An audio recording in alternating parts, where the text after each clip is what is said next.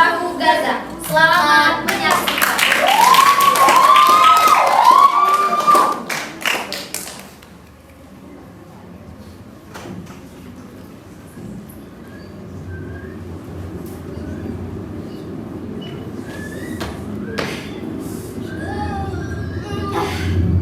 Hari ini sejuk juga ya. Alhamdulillah, surat-surat kekumpul juga. Sekarang tugasnya apa ya? Oh iya, periksa barang-barang deh.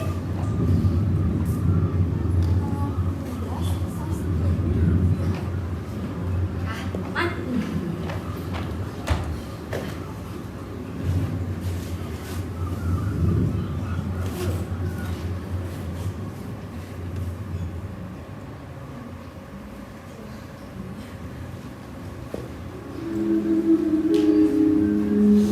Perang adalah sebuah kata bagi kita yang di sini terasa mengasyikan.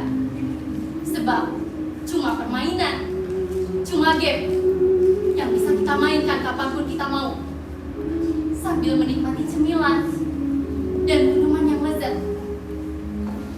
Sementara bagi saudara-saudara kita yang ada di Palestina, di Gaza, siapapun mereka, apapun agamanya, perang telah mengubur seluruh mimpi dan masa depan mereka. Sejak perang berkecamuk, belasan ribu anak-anak telah terkubur. Orang-orang dewasa telah mengubah dunia menjadi tempat yang menakutkan dan penuh ancaman. Bahkan sampai dunia virtual, dunia rekaan, ancaman tak akan pernah berakhir.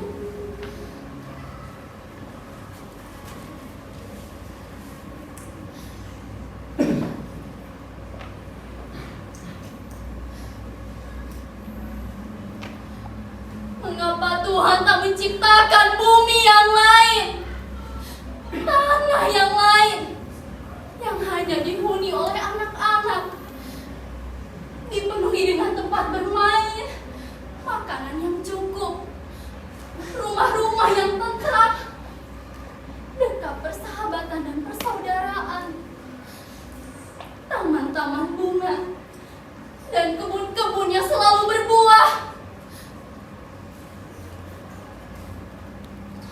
Mengapa jikalau Tuhan ingin menyertakan orang dewasa, asalkan hati mereka telah dilimpahi dengan cinta, bukan angkara, amarah, dan kebencian terhadap sesama, supaya anak-anak tak tersakiti lagi, supaya ada yang menjaga mereka di malam-malam yang gelap, supaya ada yang mendekat mereka ketika kedinginan, supaya ada yang memastikan bahwa mulut-mulut itu tak akan pernah kelaparan dan kehausan.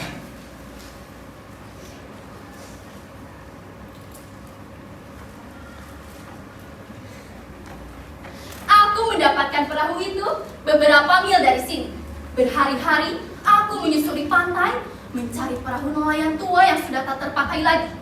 Aku berutuk Pak Nyoman, nelayan tua yang baru saja mendapatkan bantuan perahu baru, memberikan perahu lamanya ini untukku. Dengan dibantu Pak Nyoman, aku menyusuri laut dangkal dan membawa perahu itu hingga ke tempat ini. Dengan perahu itulah aku maksudku, aku dan teman-temanku akan pergi jauh, jauh sekali. Mungkin sekarang kalian diam-diam bertanya kan, mengapa aku sendirian? Di mana teman-temanku itu? Sabarlah, pelan-pelan kalian akan mengenal mereka. Mereka ada, hanya terkadang seolah-olah tak ada, atau mungkin ya tak ada. Aku malahan prihatin karena tak berhasil menemukan kalian. Aku mencari kalian di rumah-rumah kalian yang baru, di kampung maya itu, mengunjungi alamat kalian satu-satu, meninggalkan pesan. Tapi tak ada satupun dari kalian yang menjawab pesanku itu. Tapi tak mengapa, aku mungkin bukan teman yang asyik. Aku buku-buku, introvert, suatu kekinian yang biasa menjadi keseharian kalian di Kampung Maya. Itulah mengapa aku mengisi ke daerah pantai ini dan menemukan ide sederhana membuat perahu persaudaraan yang akan berlayar menuju gajah. Dan pada saat aku tampilkan perahu ini di sosial media, menawari siapa saja yang mau ikut berlayar denganku, kalian semua malah menertawai aku dan menganggap aku sakit.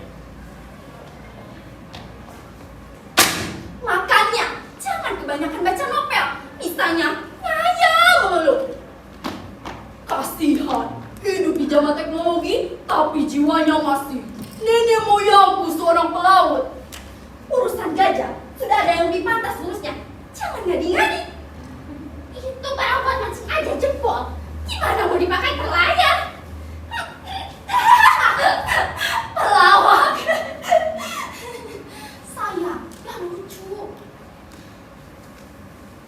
Ya, begitulah kalian menanggapi ajakanku. Hampir saja merasa memang sudah tidak waras dengan ideku ini. Untunglah pada suatu malam temanku datang. Mereka mengunjungiku di pantai ini. Dan pada saat itu aku sedang tidur di perahu ini. Seperti ini. Oh iya, idenya juga sederhana. Bermula dari hobiku memainkan game peperangan dan rasa kasihan yang tiba-tiba muncul begitu saja terhadap korban anak-anak perang di Gajah. Oh ya, lalu aku mengajak teman-temanku berkumpul dan berpikir untuk melakukan sesuatu.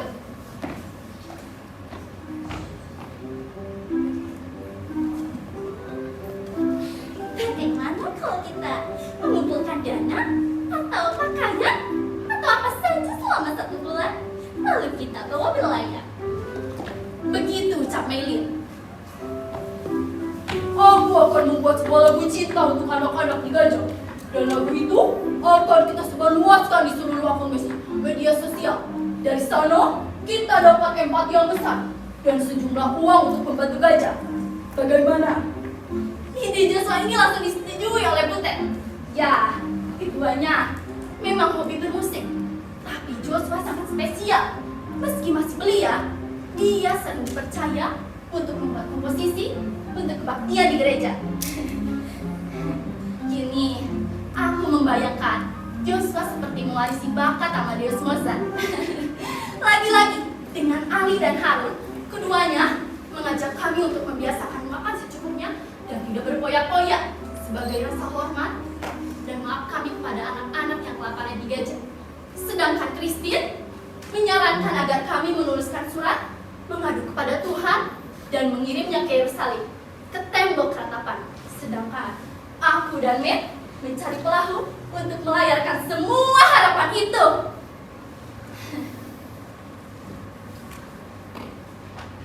Ya, semuanya telah kulakukan sebisaku dan semampuku demi membuat sahabat-sahabatku itu berbahagia dan juga bangga karena memiliki aku. Lihat-lihat teman-teman, aku sudah mengemas semua barang-barang ini. Surat-surat, sajak, sepenggal doa, barang-barang dari masa kecil yang masih tersimpan, apa saja, kami mengumpulkannya hari demi hari. Dari siapapun yang melakukan sesuatu sebagai ungkapan rasa cinta. Lalu, aku akan melarungkan perahu itu ke lautan. Semoga samudra dan cakrawala yang luas akan menyimpannya sebagai bisikan cinta. Tuhan pasti akan menjaganya, mengirimkan gelombang yang akan mengubahnya menjadi doa dan bergema di laut Mediterania.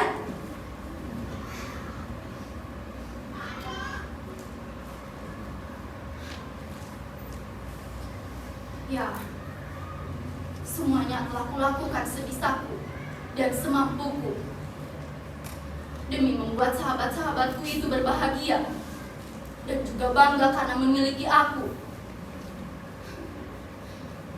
Mungkin kami hanya seperti seekor semut yang membawa setetes air untuk memadamkan api yang membakar Ibrahim alaihissalam. Tapi dengan cara itu, dan memang hanya itu yang bisa kami lakukan untuk mengatakan cinta, dan maaf kami kepada anak-anak yang telah mati di gajah. Atau yang kini sedang bertahan hidup dengan remah-remah roti di piring-piring harapan mereka, berbubur dingin di panci-panci yang remuk oleh sepatu serdadu.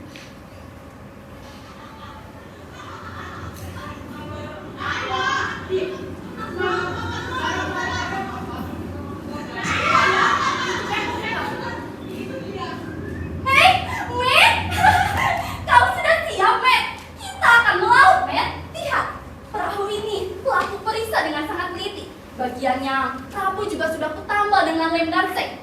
Aku juga membawa air suci dari pura pesananmu.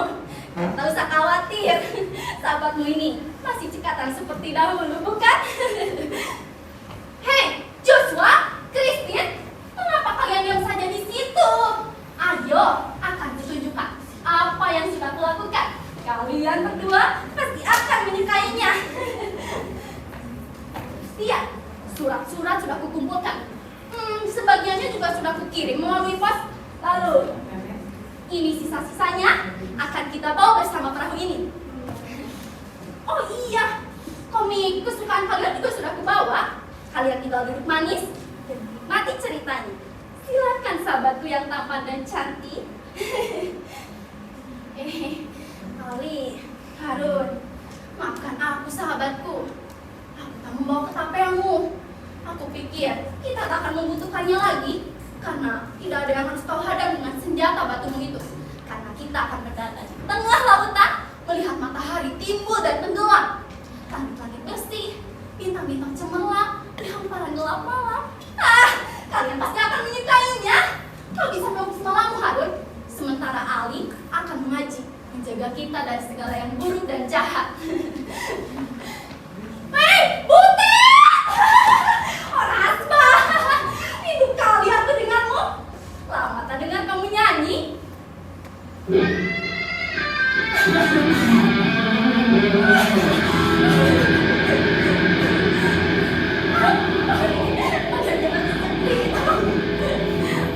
bisa tanya. Sudah. Kau masih berlagak macam penyanyi rock and roll rupanya. Oke, tugasmu dalam perjalanan kali ini adalah menyanyi. Tiap kali kau melihat kami menjadi bosan atau rindu dengan kampung halaman, kau harus menyanyi.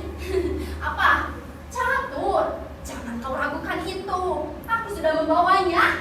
Tapi kau harus janji. Kita main catur secara sportif. Jangan kau pakai jurus bak naga bola ya. Maylin? Hai Maylin? Maylin? Ada apa? Apa? Kau tak jadi ikut dengan kita? Kenapa, Maylin? Kalau kau tak ikut, siapa yang akan mengatur kebutuhan kita sehari-hari? Siapa yang akan mewakilkan kita kalau tiba-tiba ada orang asing menghampiri perahu kita dan menanyakan ini, itu? Ayolah, Maylin, hanya kau menguasai bahasa Jerman, Perancis, Rusia. Maylin, ayolah, Maylin. Apa? Kau ikut orang tuamu ke Australia?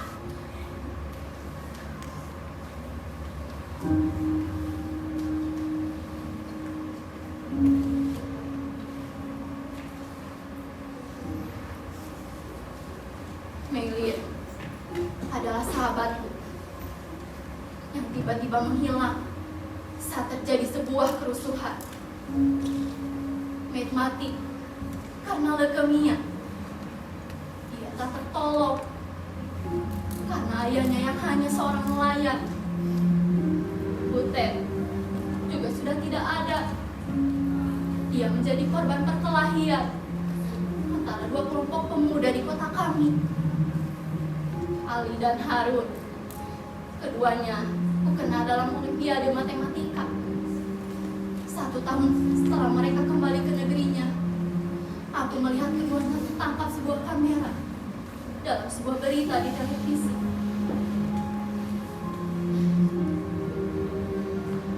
Joshua Christine juga sudah tidak ada.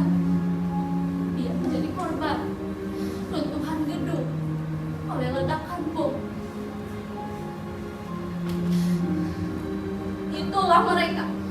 sahabat-sahabatku, orang-orang yang mungkin akan pernah kalian kenal atau kalian anggap ada. Tapi bagiku, mereka hidup dalam benakku, dalam hatiku. Mereka tercatat dalam catatan kelam. Satu orang anak yang mati, itu sudah terlalu cukup, terlalu banyak, terlalu besar, dan terlampau berat untuk ditangguhkan. Dan kini, di Gajah, setiap jam atau setiap menitnya, selalu ada anak-anak yang mati. Karena kelaparan, karena peluru, karena mortir, karena selalu ada yang dianggap sebagai orang lain dan harus disingkirkan. Mengapa amarah dan kebencian tak akan pernah berakhir?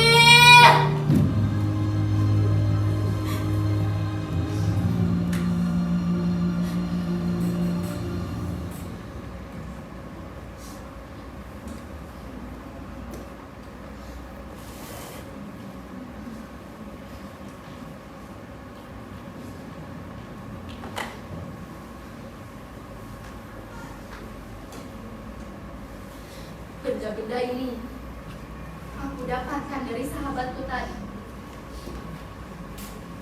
Mei, Joshua, Christine, Ali, Butet, Harun. Dengan menyimpannya, aku masih bisa merasakan kehadiran mereka. Di saat aku merasa sangat sendiri dan kerinduanku untuk menemani anak-anak di Gajah dianggap sebagai kayak gila. Mereka mendatangiku dalam mimpi.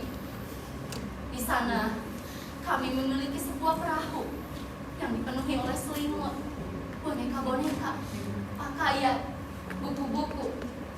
Dengan perahu itu, kami menembus samudra.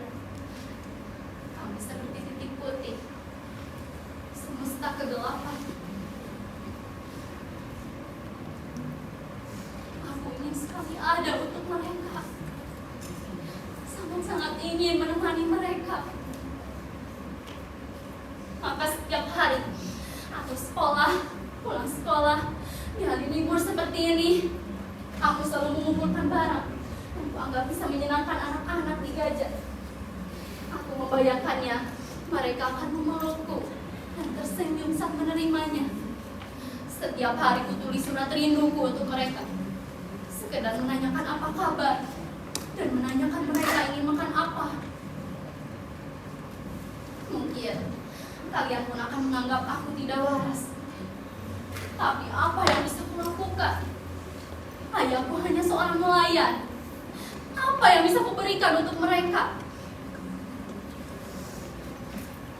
Hari ini aku menuliskan surat terakhir untuk mereka. Lalu aku akan mengarungkan perahu itu ke lautan.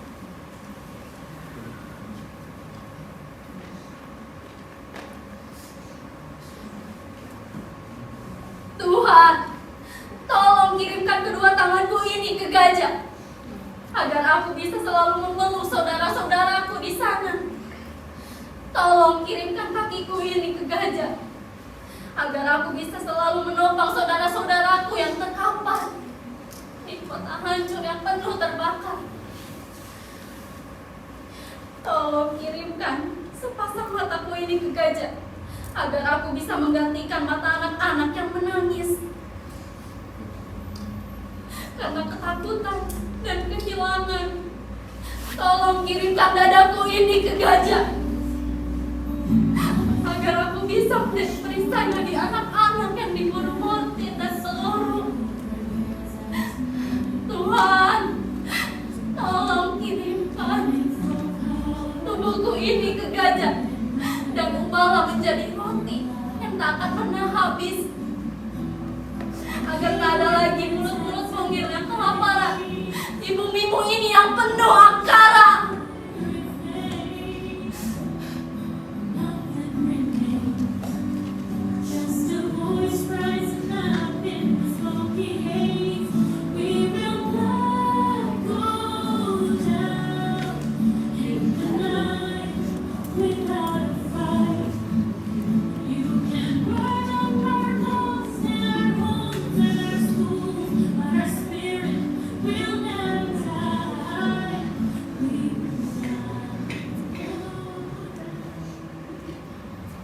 Apa?